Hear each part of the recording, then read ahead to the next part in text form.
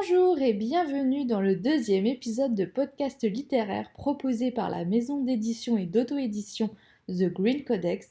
Aujourd'hui, le sujet de ce podcast sera le voyage au centre de la Terre de Jules Verne.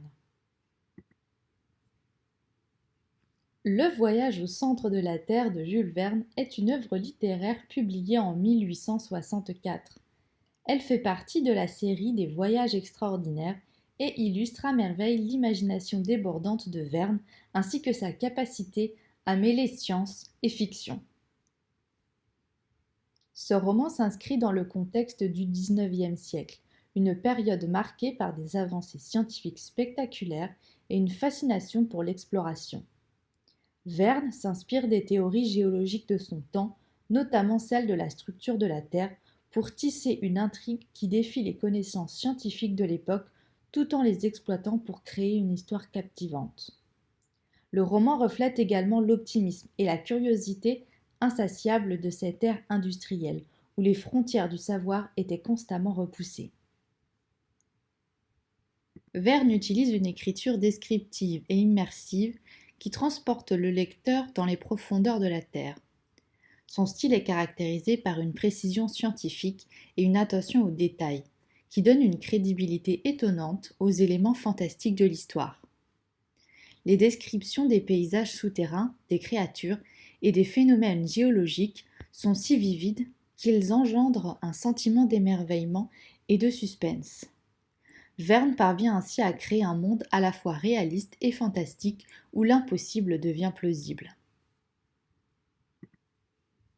L'histoire débute à Hambourg, en Allemagne, où le professeur Otto Lidenbrock découvre un manuscrit islandais ancien contenant des indications cryptiques sur un chemin menant au centre de la Terre.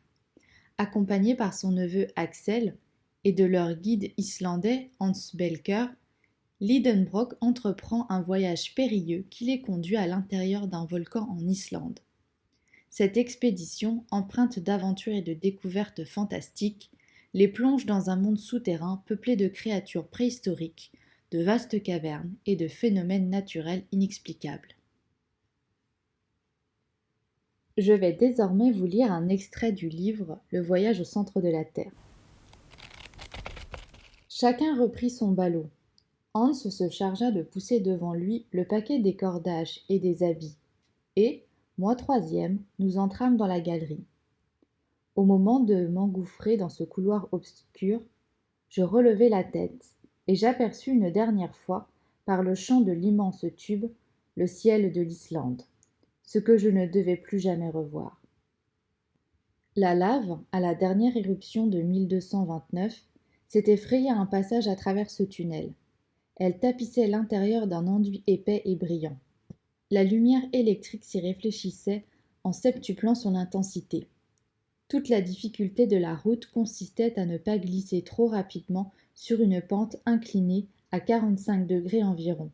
Heureusement, certaines érosions, quelques boursouflures, tenaient lieu de marche. Nous n'avions qu'à descendre en laissant filer nos bagages retenus par une longue corde. Mais ce qui se faisait marche sous nos pieds devenait stalactite sur les hautes parois. La lave, poreuse, en de certains endroits, présentait de petites ampoules arrondies. Des cristaux de quartz opaque, ornés de limpides gouttelettes de verre et suspendus à la voûte comme des lustres, semblaient s'allumer à notre passage. On eût dit que les génies du gouffre illuminaient leur palais pour recevoir les hôtes de la terre. Philosophiquement, le voyage au centre de la Terre explore des thèmes profonds tels que la quête de la connaissance, le courage face à l'inconnu et les limites de la science humaine. Le personnage de Lidenbrock incarne l'archétype du savant passionné, prêt à tout risquer pour découvrir les secrets de la nature. Son obsession pour le savoir et sa détermination inébranlable soulèvent des questions sur les motivations et les conséquences de la recherche scientifique.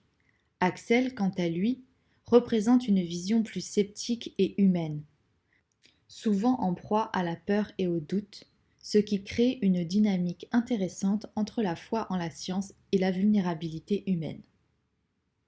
Le voyage de Lidenbrock et Axel peut être vu comme une métaphore de la quête intérieure. Descendre dans les entrailles de la terre symbolise une plongée dans les profondeurs de l'âme humaine, où les personnages sont confrontés à leurs peurs, leurs limites et leurs vérités personnelles.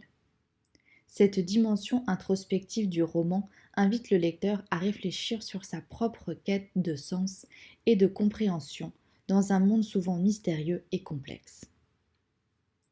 Enfin, le roman de Verne est également une réflexion sur le progrès et l'impact de l'homme sur la nature. En explorant des régions inexplorées et en découvrant des écosystèmes intacts, les personnages prennent conscience de la fragilité et de la beauté de notre planète.